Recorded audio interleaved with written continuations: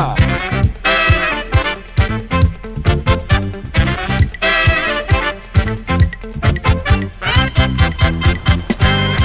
Ravi de vous retrouver sur Cameroun Vision. Nous sommes à Ouida, une ville établie à une 50aine de kilomètres de Cotonou.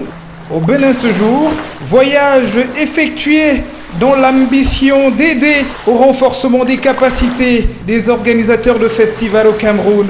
Des festivals à l'instar du Nian Nian, du Ngwan, du Ngondo, du Niem Niem et j'en passe. Dans un langage plus prosaïque, on dirait tout simplement que nous sommes ici à Ouida pour voir comment les choses se déroulent ici justement. Question d'inspirer ceux qui font ces mêmes choses chez nous. On parle bel et bien des organisateurs de festivals. Un voyage qui a pour motif la plus grande fête endogène du Bénin. Il s'agit bel et bien de celle du Vaudou. Voyage rendu possible grâce à l'ONG Esperanza Cadet qui vous est présenté dans ce reportage.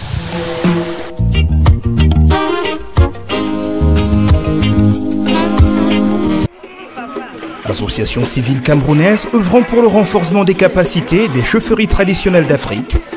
Esperanza Cadet est à la base une idée d'Espérance Feuzeux, jeune passionné de culture, bien aidé par un groupe d'amis.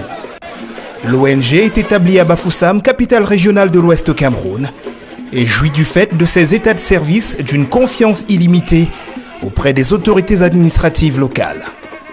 Je peux vous dire que j'ai eu l'occasion d'avoir à travailler avec cette ONG Esperanza Cadet suite à ma nomination dans la région de l'Ouest. C'est mon prédécesseur, l'actuel gouverneur de l'extrême nord, qui, lors de la passation de services, m'a tenu informé qu'il y avait une ONG à l'Ouest qui travaillait avec les chefs traditionnels et qui avait un programme pour une visite de ces chefs traditionnels à l'Ouest. C'est de là, en 2014, que j'ai pris le relais pour rencontrer la dame promotrice de cette association et commencer à travailler avec elle. Notre premier travail était ici, à Bafoussam, là où nous avons eu l'occasion de recevoir les chefs traditionnels qui sont venus de partout. Du Gabon, du Congo, du Bénin, partout au Cameroun. C'est ici à Bafoussam que nous avons mis en place les bases d'une association de chefs traditionnels d'Afrique. Cette réunion a eu lieu dans les services du gouverneur à Bafoussam et après entre les chefs traditionnels à l'hôtel Tal-Hôtel. Donc c'était ça, cette base. Et je peux vous dire que depuis lors, les choses avancent très bien parce qu'il y a eu d'autres rencontres telles qu'organisées par le même ONG ou avec cette ONG comme facilitateur ou co-organisateur. Si bien que les chefs traditionnels sont partis au Gabon, là où il y a eu une grande rencontre entre les chefs traditionnels de l'Afrique centrale. Ils ont tenu là-bas, ils ont eu à rencontrer les responsables de ce pays. Moi-même, je devais faire partie de ce voyage, mais compte tenu des exigences, d'autres exigences professionnelles, la hiérarchie m'a retenu ici, au Cameroun. Après, il y a eu d'autres déplacements et d'autres rencontres du côté du Bénin, à Ouida, etc., etc. Il y a eu aussi d'autres rencontres du côté de Yaoundé, là où cette association a tenu et participé à des rencontres traditionnelles à Yaoundé, à Douala et ailleurs. Donc aujourd'hui, je peux vous dire que je suis très fier de travailler avec cette ONG. Moi, je suis très content et des fois même surprise que une dame est à la tête d'une ONG qui a un trait avec la tradition et qu'elle réussisse à travailler avec les chefs traditionnels sans avoir des problèmes, et que les chefs traditionnels du Cameroun et ailleurs ont accepté de travailler avec elle. C'est quelque chose de formidable. Donc, en tant que aussi promoteur de la tradition, parce qu'il est de notre devoir pour promouvoir le développement de la culture et de la tradition au Cameroun, nous avons cette obligation d'encadrer et travailler avec cette ONG pour que les choses évoluent. Et je peux vous dire que c'est sur la bonne voie. J'espère que ça va continuer aussi, mais avec la grâce de Dieu, avec la détermination de cette ONG, avec l'encadrement des autorités administratives, je crois que cette ONG est sur la bonne voie et que demain, l'Afrique aura cette fierté que avec la félicitation de cette ONG, un jour, on ne sait jamais, l'Afrique tout entière pour avoir une association de chefs traditionnels, et je crois que ça sera quelque chose de magnifique. L'enclavement de la masse paysanne, ignorante de l'actualité et de son histoire, retardataire dans la promotion de l'éducation et bien souvent victime de la monotonie culturelle, est en effet le constat ayant motivé la création d'Esperanza Kade. D'où sa mission qui au quotidien consiste à faciliter la mise en place des liens favorables à l'émergence de l'Afrique, ceci par le biais du brassage interculturel. Sont pour ainsi dire directement interpellés les autorités traditionnelles et coutumières. Nous encourageons d'autant plus cette initiative qu'il s'agit d'une femme. Une femme qui prend le risque et la responsabilité de se mettre entre les chefs. Il faut dire que ça ne court pas les rues. Elle arrive à point nommé pour, n'est-ce pas, compléter les autres actions qui ont jusqu'ici été menées dans ce chantier visant à rassembler les chefs traditionnels d'Afrique. Je souhaite vraiment qu'elle apporte, n'est-ce pas, sa contribution dans ce long parcours, dans ce chemin qui est parsemé, qui n'est pas un fleuve tranquille. Donc vraiment c'est une initiative à saluer, et c'est pour ça que, en ce qui me concerne, je l'ai soutenue dès les premiers instants, parce que je sais qu'au bout du compte, c'est dans l'intérêt vraiment de nos pays. Le travail que fait Esperanza Kade est un travail qui correspond à l'époque actuelle. On a fêté dernièrement les 50 ans de la réunification. On peut dire qu'on peut parler des années de l'indépendance. Il y a eu une génération qu'on a appelée d'ailleurs la génération sacrifiée, qui a vécu en sachant que dans sa maturité, elle n'imaginait pas qu'un jour véritablement elle rencontrerait l'indépendance, et donc l'indépendance les a surpris cette génération-là. Ils ont dû composer avec la nouvelle réalité, mais sans l'avoir objectivement préparé. Notre génération est une génération qui est née quasiment dans l'indépendance, et donc qui a pu prendre sa maturité en se projetant dans son projet.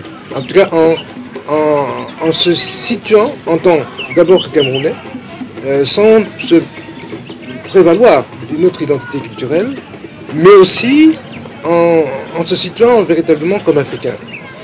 Et aujourd'hui, nous arrivons à un temps de maturité de cette réalité-là, qui est celle de dire qu'on ne peut pas concevoir le monde sans concevoir l'Afrique, mais l'Afrique dans son identité. C'est-à-dire que nous avons à apporter notre contribution à l'évolution de l'humanité. Je pense que l'humanité est en déséquilibre parce que, justement, l'Afrique est en déséquilibre. Nous sommes à l'origine de l'histoire de l'humanité, comme chacun sait. Et il se trouve qu'aujourd'hui, c'est nous qui sommes en déséquilibre. Et c'est pour ça que l'humanité est en déséquilibre. Parce que ceux qui dirigent dans le monde actuellement, en fait, il leur manque une perception de la réalité, celle que nous pouvons leur apporter. Donc, quand notre génération, aujourd'hui, se situe dans la perception d'une notion d'identité, elle se situe tout simplement dans l'idée d'apporter une réponse au déséquilibre de l'humanité. Le monde, la planète a besoin de l'Afrique. Et le travail qui est fait par l'intermédiaire d'Espérance Cadet, c'est de rassembler des identités qui ont pour envie d'apporter leur contribution dans cette notion d'émergence dont on parle au quotidien, mais qui ont envie d'apporter leur contribution dans le sens de l'identité. C'est non pas à partir des valeurs des autres. Nous avons nos valeurs culturelles. Sauf que nous nous sommes bridés. Nous avons laissé des conceptions spécifiques nous envahir, comme si elles étaient la panacée. La vérité, c'est que nos ancêtres n'ont pas attendu pour pouvoir exister. Nos ancêtres ont dirigé en souveraineté nos régions, nos ethnies. Et aujourd'hui, nous sommes une génération, nous arrivons dans une période où ceux qui sont en charge de nos responsabilités prennent conscience tout simplement que nous avons à apporter notre contribution. Et dans cette mesure, le travail que fait Espérance Cadet est un travail qui me semble légitime, mais qui n'est pas, je dirais, de sa créativité propre. Elle se contente tout simplement d'encadrer une vérité qui est une évidence. Nous avons besoin d'une Afrique équilibrée et elle passe par le sens de nos identités culturelles. Ces missions sont rendues possibles au travers des activités organisées par Esperanza Cadet, telles que le Conseil panafricain des autorités traditionnelles et coutumières de Daé au Bénin, c'était en 2014, des voyages de découverte et des séminaires de renforcement des capacités, à l'image de celui de Bafoussam en juin 2014. Le dialogue de Bafoussam avec le thème dialogue interculturel au service de la paix et de l'émergence de l'Afrique.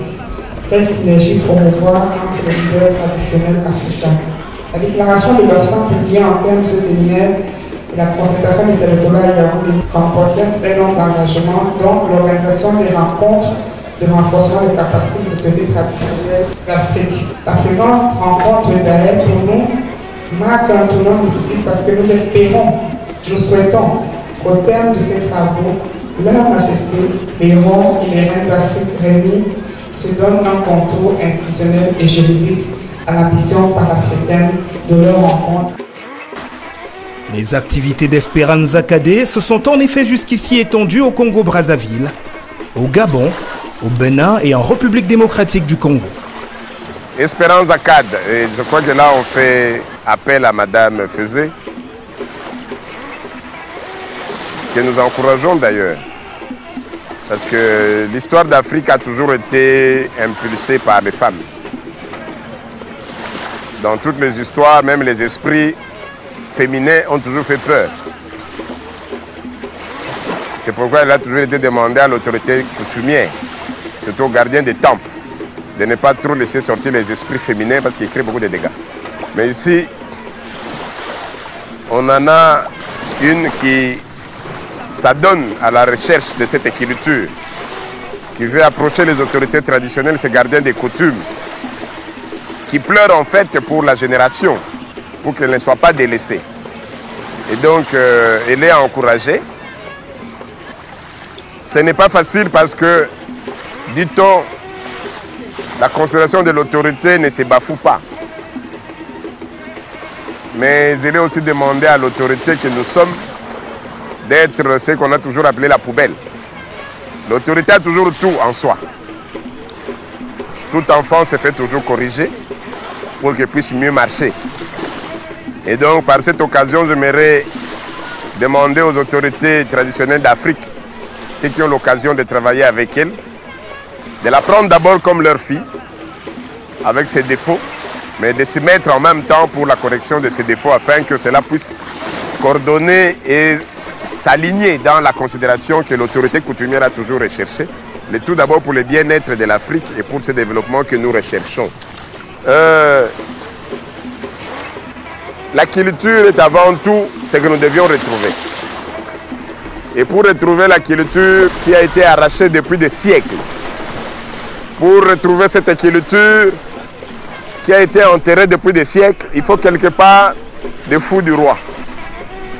Et moi je considère que SP c'est quelque part la folle du roi. Qu'il faut encourager parce que l'objectif est d'abord bien défini, c'est atteindre le tout. Nous allons tous nous y mettre pour corriger là où il faut. Considérant que les valeurs culturelles et traditionnelles constituent la fondation de l'avenir de l'Afrique, il s'est avéré nécessaire et urgent pour Esperanza Cadet d'aider à les intégrer dans les mœurs de ses fils, en vue de réfléchir et de trouver des solutions adéquates pouvant permettre le mieux vivre, d'où l'onction du cerf de Tola. Lorsque de telles initiatives sont identifiées et qu'elles s'inscrivent dans cette vision nouvelle, ce rapport nouveau, novateur, n'est-ce pas, de la relation entre l'homme et son destin d'hier, d'aujourd'hui et de demain, eh bien nous sommes tout à fait au cerf de Tola, prêts à accompagner les efforts des uns et des autres, et nous le faisons autant que possible.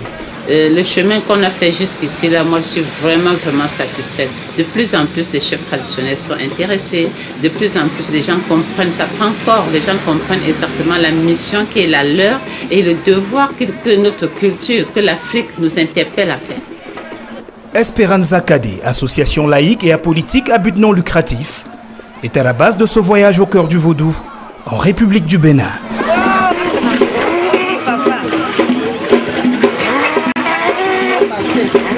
Son nom en dit long et sa réputation le précède. Mieux qu'une structure hôtelière, le Wat Hotel est un élément de patrimoine culturel à service ajouté, véritable modèle de l'accueil à la camerounaise. Le Wat Hotel, nous sommes à Douala, précisément à la montée Bessengue.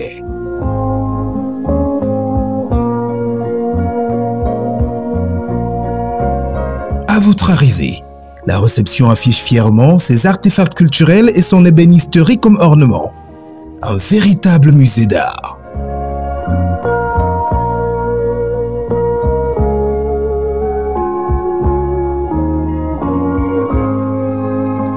On peut aux portes déjà se projeter dans son enceinte, une offre constituée de chambres aux normes internationales.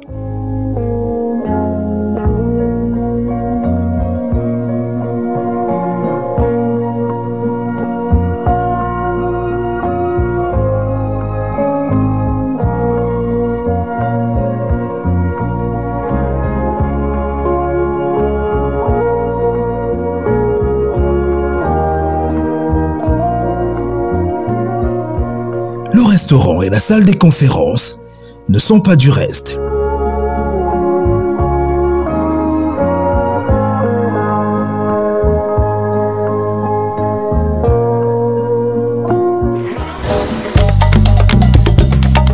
Le vaudou en Locet a mauvaise presse aussi bien dans certaines régions du Bénin que sur la planète tout entière. On lui prête des clichés, les uns aussi lugubres que les autres, clichés qui donnent à craindre et qui donnent tout simplement à s'éloigner de cette religion endogène, sans l'ombre d'un doute la plus connue sur la place africaine. Nous sommes aujourd'hui du côté du Bénin pour apporter réponse à quelques questionnements, pour essayer d'apporter plus d'éclairage, pour essayer de rétablir la vérité sur ce culte ancestral. Bienvenue sur Cameroun Vision, 1e édition, réalisée hors des frontières du pays des lions indomptables. Ravi de vous retrouver sur Cameroun Vision. Nous sommes à Ouida, une ville établie à une 50aine de kilomètres de Cotonou, au Bénin ce jour. Voyage effectué dans l'ambition d'aider au renforcement des capacités des organisateurs de festivals au Cameroun.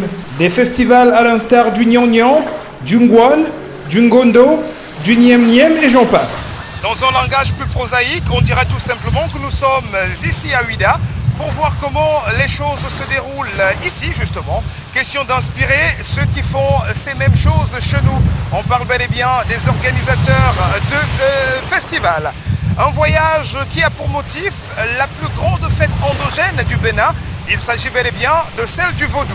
Voyage rendu possible grâce à l'ONG Esperanza Cadet. Merci aux nobles missions de cette ONG qui au quotidien se bat pour le brassage interculturel continental. Rentrons à présent dans le vif du sujet. Prenons son magnéto qui nous édifie davantage sur ce qu'est le Vaudou. C'est le grand reportage du jour, fait de découvertes et de surprises. Moteur.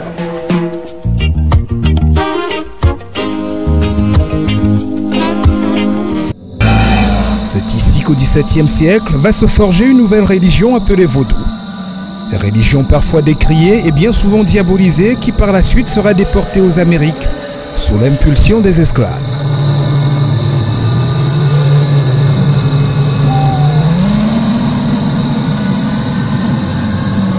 À travers les légendes, mythes, littératures et autres films, le Vaudou ressemble à un cauchemar.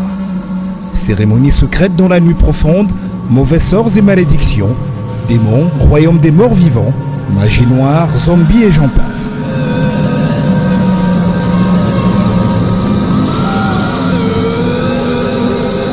Depuis l'Afrique jusqu'à Haïti, les rites vaudous, disent-ils, sont remplis de transes mystiques, de chants et de danses frénétiques.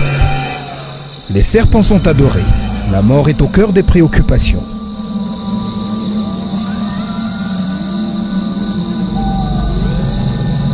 Ils ont sans répit, et ce des décennies durant, donné à croire à la plupart de gens, des Africains avec, que le vaudou est un monde de ténèbres où les adeptes du diable s'adonnent à des activités sataniques, lugubres et sauvages. Et pourtant, la réalité est tout autre. Le vaudou est scindé en 2 syllabes, est composé de 2 syllabes, vo et doum.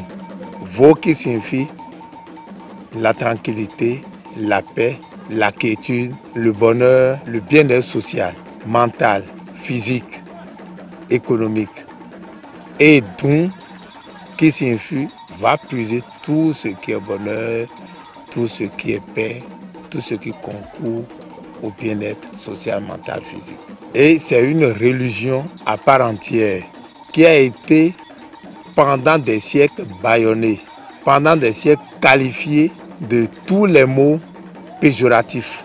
Parce qu'on ne voudrait pas que cette religion se trouve au même rang que les autres religions qu'ils ont baptisées depuis qu'ils ont pris contact avec notre religion fétiche, qui signifie ce qui est fabriqué des mains de l'homme. Et il a fallu un symposium tenu du 28 mai au 1er juin 1991 pour dire non, plus jamais on ne doit plus appeler notre religion fétiche, mais c'est plutôt le vaudou et il n'y a pas un autre mot pour le remplacer. Le vaudou, c'est le vaudou et le vaudou n'est pas la sorcellerie ni la barbarie dont il parle. Le vaudou, comme je l'ai dit, organise la vie sociale, la vie spirituelle, la vie économique.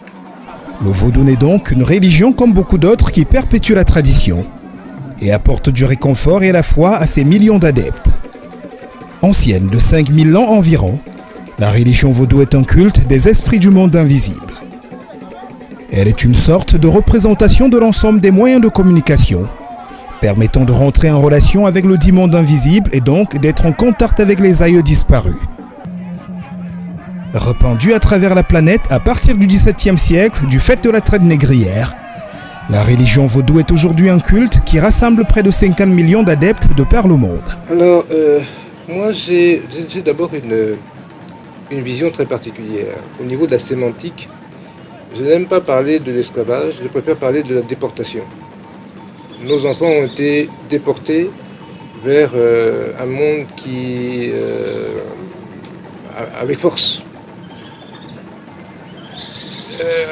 En même temps qu'ils étaient déportés, ils ont transporté avec eux un ferment de notre perception spirituelle, de notre réalité spirituelle. Quelle que soit la velléité de ceux qui étaient les artisans de cette déportation. Ils n'ont pu emprisonner l'ensemble des bagages de la liberté. Et donc cette liberté est restée interne. Quand je vais à la rencontre du Bénin, je vais à la rencontre tout simplement de ce que je pourrais appeler une forme de résistance. Résistance à l'idée que, quelle que soit la façon dont quelqu'un veut prendre, voler, quelque sorte, la notion de liberté, la preuve est là, qu'il est dans ses limites. Et aujourd'hui, qui ne connaît pas le vaudou? C'est vrai qu'on parle des îles, mais vous allez en France, le vaudou existe aussi. La vérité, c'est que nous avons une puissance qui est exprimée. Il y a une puissance qui est exprimée au-delà de tout ce qui peut se percevoir. Et c'est une vérité que personne ne peut objecter, c'est une vérité africaine. Et dans ce sens-là, c'est un étendard. En termes historiques, ça fait partie des premières religions de ce monde, dans la mesure où il a été démontré que l'Afrique est la mère de l'humanité.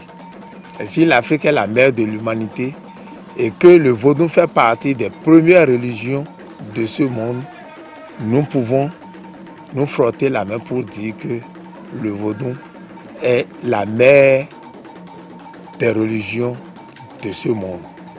Né de la rencontre des cultes et divinités Yoruba du Nigeria, Oisha et Ové du Togo, le vaudou tient ses origines de l'ancien royaume du Dahomey.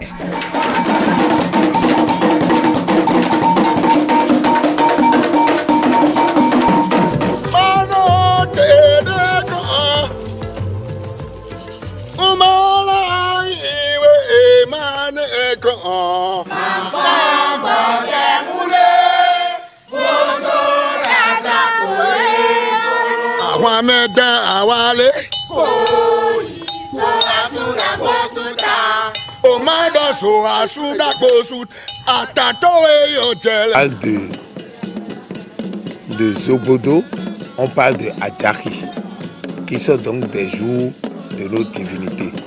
Et quand on rentre dans la géomancie, le Fa, nous avons aussi un certain nombre de jours. Et chaque jour qui est consacré à une divinité, il y a toujours des prières, des adorations et des cultes que l'on observe. Le panthéon vaudou est en effet constitué de plus de 260 divinités, chacune d'entre elles rendant hommage à un élément de la nature. Sekbolissa, divinité symbolisée par le caméléon et l'émanation du Créateur unique, Dieu suprême, Dieu du soleil qui détient le pouvoir du monde. Quand vous voulez les implorer tous, si vous venez chez Sekbolissa, vous implorez toutes les forces que vous voulez chez lui parce qu'elle est la mère, elle est la créatrice, c'est elle qui a engendré tous les autres. Donc elle regroupe toutes les forces en elle, toutes les forces. Sekbolissa est l'ensemble des forces de divinité. Divinité d'Ante pour la mer, Ogo, divinité protectrice des forgerons et des guerriers s'apparentent aux métaux. Sarpata, esprit de la nature, dieu de la variole et de la maladie. Des offrandes et libations sont apportées à ces divinités qui, en contrepartie, procurent, disent-ils, des bienfaits. Sarpata, c'est une divinité qui, en fait, ne fait que du bien. Et quand vous êtes un bon adepte de Vodou Sarpata, quand vous avez, n'est-ce pas, de problème, et que intérieurement vous vous référez, n'est-ce pas, à cette divinité, il arrive des moments que vous vous mettez en transe. Parmi les divinités les plus honorées, figure également l'élément feu baptisé Havioso, dieu du tonnerre et de la foudre. Divinité justicière, elle incarne l'ensemble des phénomènes atmosphériques et sanctionne les auteurs des impairs. La religion vaudou lie la nature et ses phénomènes à autant de divinités et d'esprits, avec lesquels il est possible d'entrer en contact grâce au phénomène de la transe. Décrite comme étant un art, une science ou une philosophie, le vaudou célèbre les ancêtres et les morts. Transmise de génération en génération, il a su tenir dans le temps et plus du tiers de la population béninoise la pratique. Être un adepte du vaudou ne suffit pas s'adhérer. Le vaudou vient déjà de la famille. Chaque famille a une divinité, a un vaudou que nous appelons l'ancêtre mythique qui est là. Et en partant de la famille, on peut aller même sur le clan, on peut aller même dans un village, dans une région donnée où tout le monde dit nous adorons telle divinité. Dans la région, dans le village, nous adorons telle divinité. Dans la famille, nous adorons telle divinité. On est né dedans. Et chaque enfant qui est né sous le signe d'une divinité. Il est né sous le signe d'une divinité. Et la divinité peut dire, cet enfant-là, je vais me manifester en lui. Et si c'est ça, ça veut dire qu'il deviendra un adepte de vaudou. Donc, il doit pouvoir donc changer de nom si on l'appelait Kokou pour prendre le nom de Vaudou-si, le nom de l'adepte. Comme de l'autre côté on dit le nom de baptême, mais plus jamais on ne peut plus appeler le nom qu'on lui a donné à la naissance. Mais depuis, les gens savent déjà si c'est un enfant qui est incarné par une divinité et qu'on sait que cet enfant devra être consacré à cette divinité, on lui donne déjà même le nom de Vaudou. On lui donne déjà le nom de Vaudou. Donc, ce n'est pas quelqu'un qui s'en va rentrer, qui s'en va adhérer à une association, à une religion. Il est né dedans, c'est sa chose.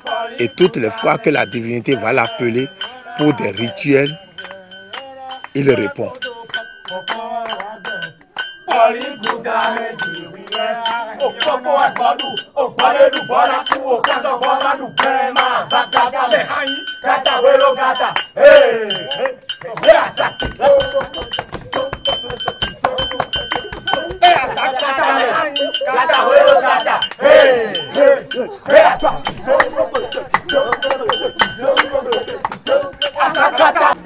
Négativement cataloguée et diabolisée, la religion vaudou fut victime des préjugés et d'une forte répression à l'avènement du christianisme et de l'islamisme au Bénin. Fidèles au culte initial vaudou, des courants de syncrétisme sont nés et prennent le pas sur cette perception biaisée du vaudou et des religions traditionnelles en général. Les congrégations syncrétistes sont désormais légion. On y trouve des cultes d'adoration et d'action de grâce basés sur des rites à la fois vaudous et chrétiens. Chants, danses, offrandes et homélies sont les ingrédients de ce moment de connexion avec le monde surnaturel. Face à la croisade de dénigrement dont se plaignent les adeptes du culte traditionnel, le 10 janvier au Bénin a été décrété journée nationale des religions traditionnelles, une sorte de réhabilitation du culte vaudou qui légalisait ainsi l'autorité coutumière, comme c'est le cas dans bien d'autres pays d'Afrique. Le Cameroun a été parmi les premiers pays, après l'indépendance, à mettre à la disposition de la chefferie traditionnelle un cadre légal dont la chefferie traditionnelle au Cameroun est reconnue. Et vous n'êtes pas sans ignorer que beaucoup de pays en Afrique, beaucoup de pays n'ont pas jusqu'ici pris cette initiative. Donc le Cameroun est dans le peloton des pays africains qui ont, dès les années d'indépendance, n'est-ce pas, reconnu la chefferie traditionnelle et mis en place un cadre normatif qui nous permet d'évoluer. Cet milieu est très complexe, très complexe, les milieux de chefs traditionnels. Et je crois qu'on ne doit pas précipiter sur les choses. On doit aller lentement, passer l'idée pour que les chefs traditionnels puissent se réunir et puissent avoir le même message et avancer. D'abord, nous devrons savoir qu'il y a une richesse que les chefs traditionnels détiennent. Et cette richesse peut aider l'Afrique. Nous voyons du côté des Chinois. Aujourd'hui, on parle de la médecine traditionnelle chinoise, etc., etc. Et les gens apprécient. Ça peut se faire également du côté de l'Afrique. Le continent est en but, depuis les indépendances, à un ensemble de traumatismes. On parle ici de coup d'État, on parle ici de guerre civile, on parle de ceci, on parle de cela. Ce que signifie et que notre pays a parfaitement réussi à réaliser, c'est de découvrir le sens de la paix. La paix au travers de la façon dont chacune des dignités traditionnelles rassemble son peuple dans la perspective tout simplement de rencontrer l'autre. Donc ce que signifie tout cela, c'est de savoir que nous sommes porteurs de quelque chose dont les gouvernements sont sensibles. C'est tout simplement la notion de paix. Parce que sans la contribution des autorités traditionnelles, il serait difficile, il me semble, de maîtriser cette subtilité qu'est la paix dans notre pays. Absolument exact. Nos us et coutumes, je suis le gardien de tout ça. Et mieux, quand il y a de litiges entre le monde catholique et le monde vaudou, quand il y a de litiges entre le monde vaudou et le monde politique, je suis relativement sollicité pour trouver des solutions.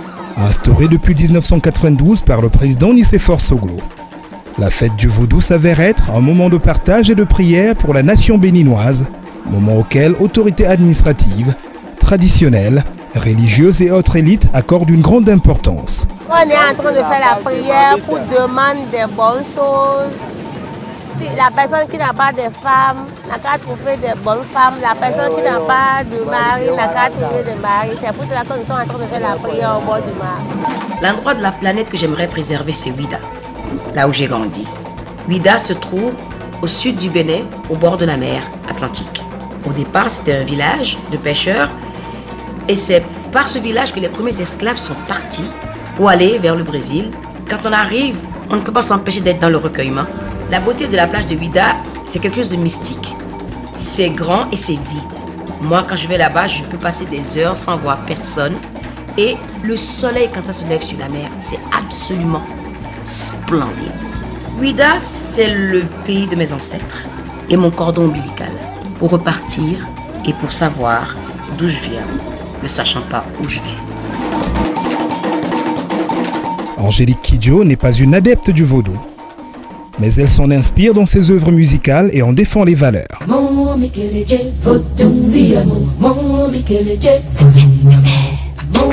Quand on parle de religion vaudou, c'est toujours péjoratif, c'est toujours, ça rentre dans cette connotation de magie noire, de sacrifice, de ci et de ça. Les gens ne voient pas vraiment l'amplitude que ça a ici. C'est ça la fondation de notre religion, de nos religions ici. Les autres religions n'auraient pas pu s'installer ici s'il n'y avait pas eu cette religion traditionnelle qui est une religion en fait qui ouvre les bras à toutes les religions. On a toujours été des gens spirituels dans ce pays, avant que les Occidentaux n'arrivent et nous amènent la religion catholique. Et d'ailleurs, les grands prêtres du vaudou le disent, Dieu n'est pas le monopole d'une religion. Dieu est une énergie qui rayonne partout. Alors qu'on ne vienne pas nous dire que parce qu'on n'a pas connu la Bible, qu'on ne connaît pas Dieu, puisque même dans les langues de chez nous, déjà, il y a une façon de l'appeler. Le sacrifice d'animaux pour elle dans le vaudou est un rituel, comme c'est le cas dans l'islam et bien d'autres religions. Souvent les gens voient les cérémonies, quand on voit qu'on tue un coq ou un mouton, les gens disent « Oh, il y a du sang ». Je dis « Attends 2 secondes. On va pas manger le mouton vivant, hein. Il faut le tuer pour qu'on le mange. Hein. C'est pas parce qu'en Europe, on va voir le poulet sur les étalages en supermarché que quelqu'un ne se charge pas du travail avant. Donc, il faut pas, c'est pas le fait de tuer qui doit attirer l'attention des gens. C'est parce que le fait de manger aussi, c'est un ciment de la société. Donc, le fait qu'on tue un animal et qu'on mange tous, ça fait partie de la bénédiction.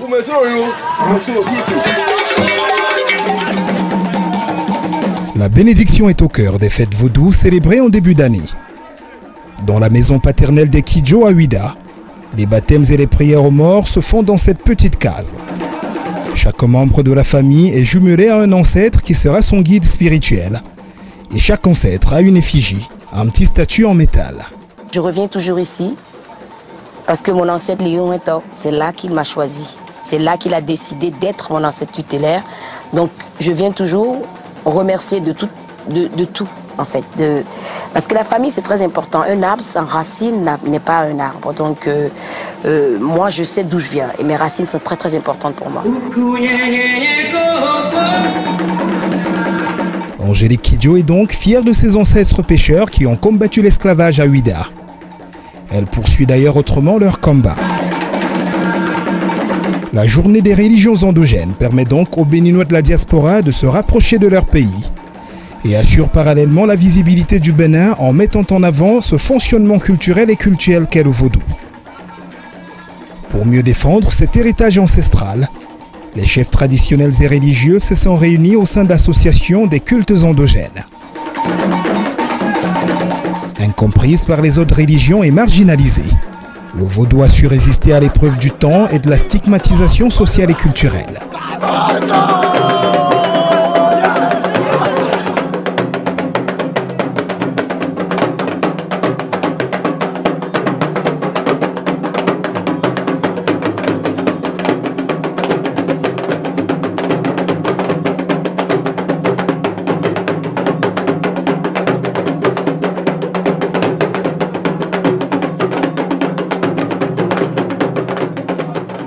Le vaudou aujourd'hui au Bénin est partout présent et visible. Dans chaque maison, comme précédemment chez les Kidjo. Chaque quartier, en fresque sur les murs, mais surtout dans les statuettes fichées au sol, constituant une divinité appelée l'Egba. L'Egba est en effet la divinité incontournable. C'est le messager entre les hommes et le vaudou. Il trône sous les petits abris dans les maisons, dans tous les villages et dans chaque carrefour. Gardien des maisons et des communautés, il est représenté par les monticules de terre ou par un phallus, symbolisant sa vigueur. Tout rituel ici passe par lui. C'est l'Egba qui ouvre la voie vers l'autre monde.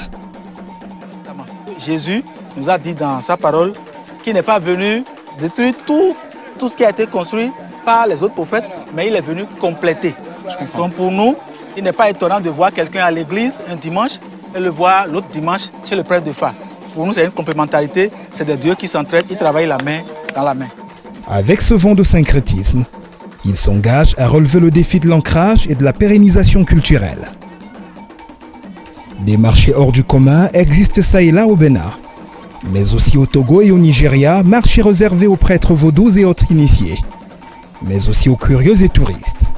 Crânes d'animaux, dépouilles des rongeurs écartelés et séchés, ossements divers et statues de vaudou. Ici se vendent tous les ingrédients nécessaires pour concocter des recettes miracles pour envoûtement, rituels et cérémonies.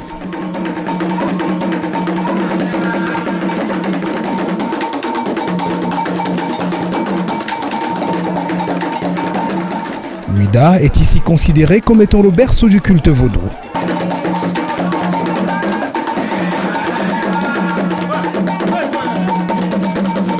Le temple des Pitons de Ouida est l'une des plus grandes curiosités de cette ville. Des touristes chaque jour affluent de partout pour voir les totems des familles Adjovi, Sosumbo et Ataparoko Arbo.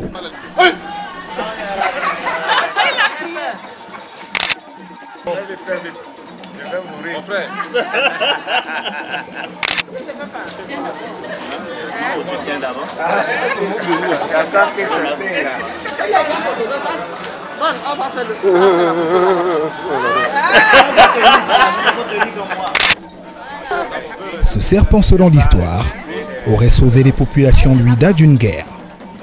Il leur avait suffi de porter le piton autour du cou pour que l'ennemi soit mis en déroute.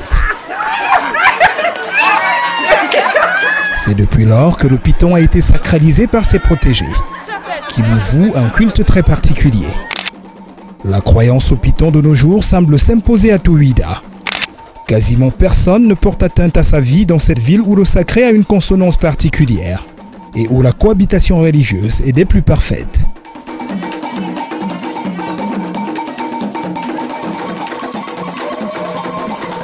La forêt sacrée de Kouarssé, toujours à Ouida, est le lieu où le roi Kouarssé, fondateur de la ville, disparut miraculeusement au XIVe siècle, se transformant en Iroko. La forêt est donc sacrée à travers cet arbre qui incarne l'esprit de ce roi. Elle est ouverte aux non-initiés vaudous depuis 1992.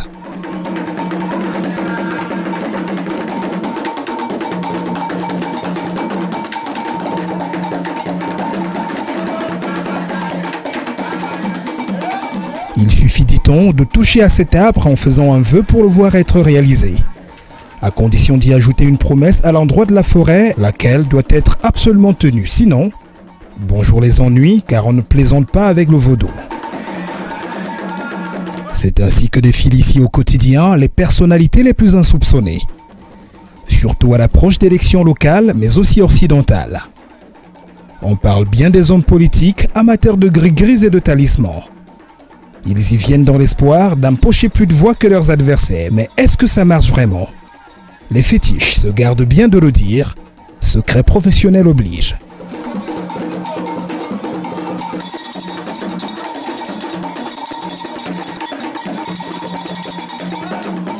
Un peu comme chez nous, on assiste le voisin quand il a quelque chose, quand il a un événement. Donc pour moi, quand j'ai appris que le peuple bénin, en général, fêtait l'événement culturel qu'est le vaudou, alors je me suis dit c'était intéressant, il serait intéressant de partager ces moments avec eux. Voilà pourquoi je me suis rendu ici et à travers tous ces royaumes visités, j'ai partagé de très bons moments, des fêtes, des vaudours avec les royaumes que j'ai visités. Voilà. Bon, le contact avec l'événement part de l'association Espérance Akat qui m'a approché et m'a fait part de la fête du vaudou et l'intérêt qu'avaient les chefs traditionnels du Bénin d'assister que nous guides du peuple à Bameka assiste à l'événement. Alors tout de suite je me suis dit pourquoi pas découvrir, c'est ça. Je savais du fond du cœur que si le peuple béninois institutionnalise une fête comme le vaudou, ça veut dire qu'au fond ils ont quelque chose de très positif que les autres ne laissent pas voir. Je le savais au fond de moi et je rentre satisfait parce que cela s'est confirmé avec du vécu et avec ce que j'ai appris sur le terrain donc, de cette pratique de vaudou. C'est une culture, c'est un culte africain que je loue sa place, que je loue sa participation. Parce que lorsque je me suis déplacé, il était question non seulement de découvrir, mais aussi de voir dans quelle mesure faire découvrir la culture Bameka, faire découvrir le peuple Bameka, les habitudes du peuple Bameka aux autres. Donc ces contacts vont me permettre d'inviter aussi ces guides spirituels, ces chefs traditionnels du Bénin à venir découvrir ce que nous faisons à Bameka, à découvrir les habitudes de vie du peuple Bameka. Et je pense que ça va dans le sens du festival culturel qui s'organise à Bameka, le Kandé Munka. L'arrivée des religions importées a pratiquement effacé toutes nos religions ancestrales. Quand je parle du Cameroun, par exemple, chez nous, au niveau du peuple Sawa, le culte des divinités de l'eau, ce culte-là a pratiquement disparu. Aujourd'hui, nous déployons des trésors d'énergie pour essayer de préserver quelques pans. Mais pratiquement tout l'édifice s'est effondré. Donc c'est pour ça que là-bas, pour tous les Africains, ce culte qui a ressurgi, n'est-ce pas, est un événement très important. Pour moi, en tant qu'Africain et Camerounais, j'estime que il y a un seul Dieu,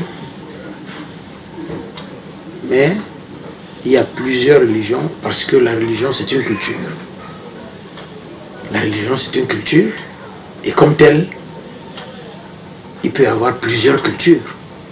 Mais pour nous tous, il y a un seul Dieu.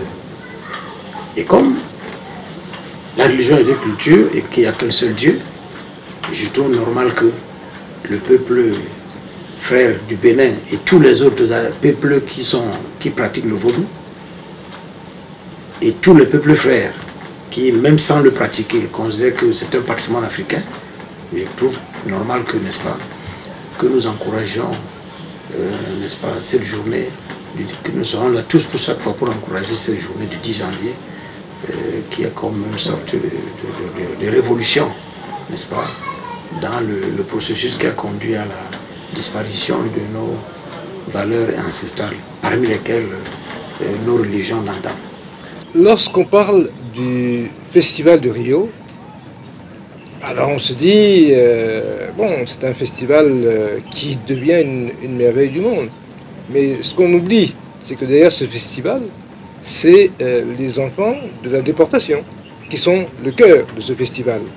Et c'est les enfants des conquistadors qui se mêlent à l'âme des enfants de la déportation pour réaliser quelque chose qu'ils n'imaginaient même pas pouvoir réaliser par eux-mêmes. Quand vous entendez le rythme de la samba, par exemple, est-ce que c'est le rythme des conquistadors? Non, je ne crois pas.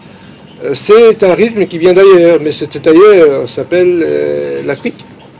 Et cette Afrique qui porte donc le Festival de Rio, c'est le vaudou qui en est l'âme particulière. Donc ce que m'évoque tout simplement le vaudou de ce point de vue-là, c'est bien sûr le passé, mais particulièrement le présent qui est en train de faire le lit de l'avenir. Et au travers de cela, de nous inspirer dans les perspectives de ce qui se doit, à savoir le sens de nos identités avec des points focaux, des points forts de ciment.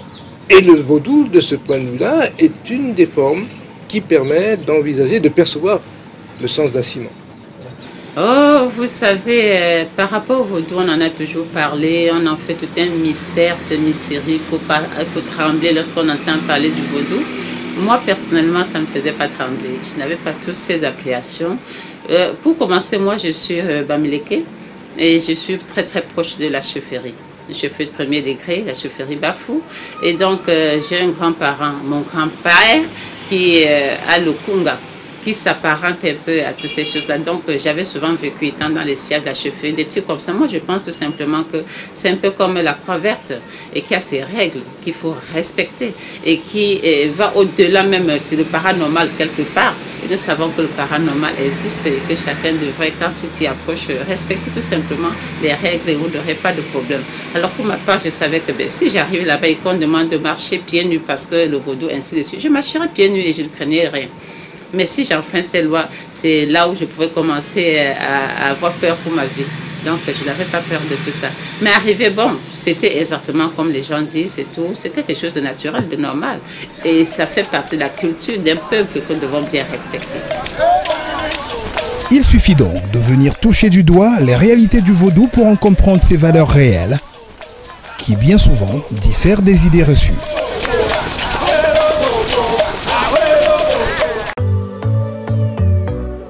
Situé au quartier Niélois, à 10 minutes du centre commercial et du centre administratif et à 5 minutes de l'aéroport, le Newton Palace, hôtel 3 étoiles, vous met aux petits soins.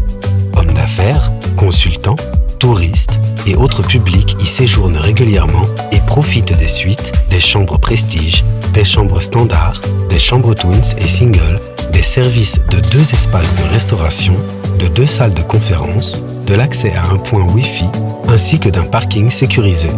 Pour veiller à renforcer la sécurité des personnes et de leurs biens, le bâtiment est sous vidéosurveillance.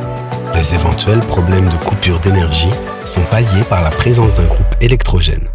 occasionnellement fréquenté par des sportifs, l'hôtel est également doté d'une salle de fitness.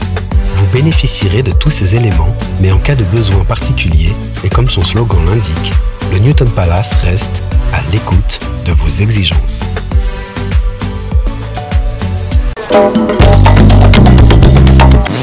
Voilà donc à vous présenter, chers amis téléspectateurs, ce qu'est le vaudou. Une religion née au Bénin et bâtie autour des esprits de la nature et des ancêtres. S'il est vrai que le vaudou est une religion ancestrale, il convient tout de même de préciser que ce n'est qu'en 1992 que le président Nicéphore Soglo, a érigé une fête en son nom. Et c'est le président Mathieu Kérékou qui, malgré le fait qu'il ait combattu les cultures et les célébrations ancestrales de 72 à 91 pratiquement, c'est le président Mathieu Kérékou donc qui en 1998 a tout simplement fait d'une journée comme celle de la fête du vaudou, une journée fériée au Bénin. Voilà donc pour ce qui est du volet historique de cette religion endogène qui caractérise politiquement ce sympathique pays, j'ai envie de dire, le pays des écureuils. Merci, je l'ai dit, d'avoir été des nôtres. Prenez soin de vous et de tous ceux que vous aimez et surtout pas de gaffe parce que chaque jour est une vie et rien ne vaut la vie.